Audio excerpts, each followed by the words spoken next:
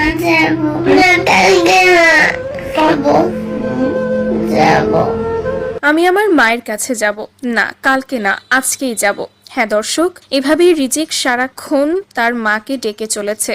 সম্প্রতি তার বান্ধবী এমনই তথ্য দিয়েছে, রিজিককে নাকি আর কোনোভাবেই রাখা সম্ভব হচ্ছে না। কাঁদতে কাঁদতে অসুস্থ হয়ে গেছে রিজিক। 4 দিন হয়ে গেল মায়ের মুখ দেখে না ছোট্ট রিজিক, তাই তো কাঁদতে কাঁদতে অসুস্থ হয়ে পড়েছে সে। প্রথম দিন ভুলিয়ে রাখা গেলেও পরে আর রিজিককে ভোলানো সম্ভব হচ্ছে না।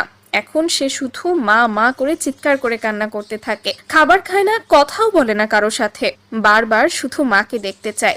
শরীরে 103 ডিগ্রি জ্বর, জ্বর কমার তো কোনো নামগন্ধ নেই। উল্টো মাকে ছাড়া এক টুকরো খাবারও মুখে তুলছে না সে।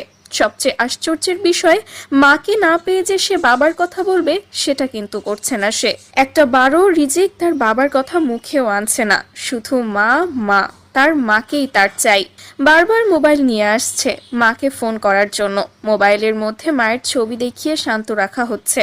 যে ছেলে সারাক্ষণ মা আর মা ছাড়া কিছু বুঝতো না, সে এমনটা করবে এটাই স্বাভাবিক। তবে সে যদি তার বাবাকে পাশে পায় হয়তো কিছুটা ঠিক হবে, কিন্তু সে তো আর জানে না তার বাবা একটা অমানুষ। আর এজন্যই যেন মাকে হারিয়েই বাবাকেও হারিয়ে ফেললো রিজিক। ইকরার শাশুড়ি সব সময় ইকরাকে অভিশাপ দিত সে যেন কখনো মা হতে না পারে।